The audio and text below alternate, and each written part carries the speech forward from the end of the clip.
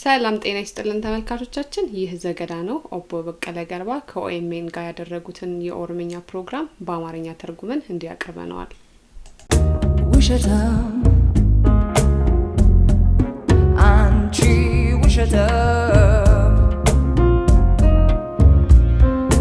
ውሸታም አታላይ ነሽ በጣም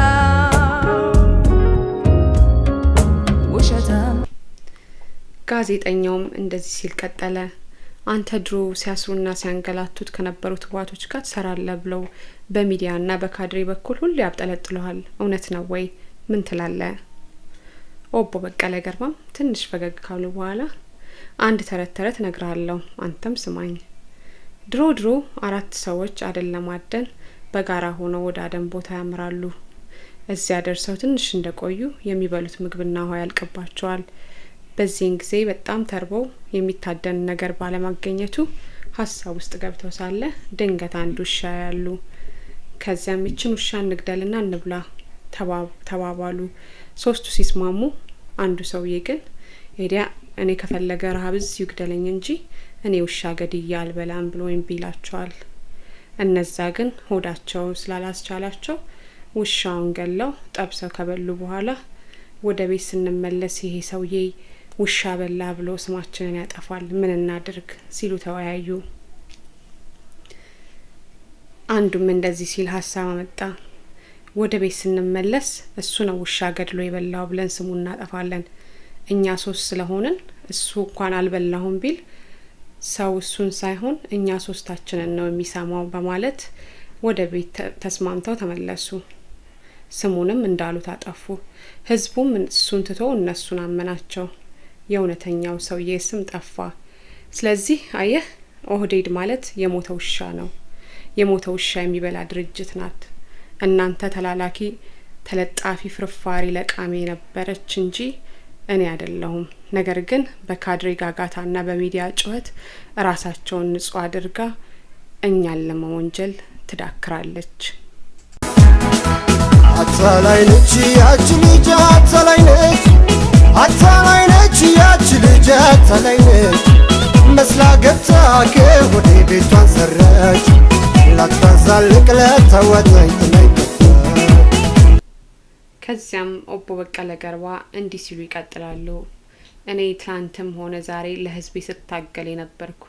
ዛሬም እየታገልኩ ያለውኝ ፖለቲከኛ ነኝ በማንም ፍርፋሪ ብገዛ ኖሮ ዛሬ ሳይሆን ትላንት ከመታሰሬ በፊት ኦህዴድ እኔ ጋር መተው ልትታሰር ነው ቤተሰቦች ልጆች ሊራቡ ሊቸገሩ ነው ይሄንን ትግልህን ትተህ ወደኛ መተህ ከኛ ጋር ስራ ሲሉ በመቀጠልም እስር ቤት ውስጥ ሆኜ ከዚያም ከድርጊት ተመለስና ከኛ ጋር ቁም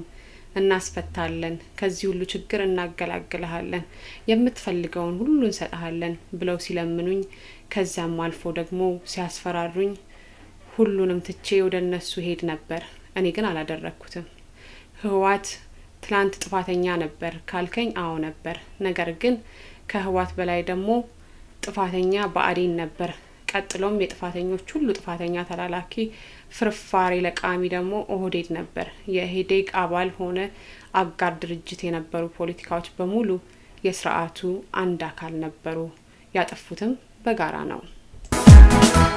አታላይ ነች ያቺ ልጅ አታላይ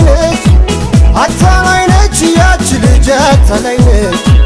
መስላ ገብታ ከወደ ቤቷን ሰረች ላታዛልቅ ለተወጠኝ እንዲህ ሲሉ ይቀጥላሉ ኦቦ በቀለ ገርባ ከዛ በተረፈ ደግሞ ህዋት እኮ ለጥፋቱ ይቅርታ ጠይቆ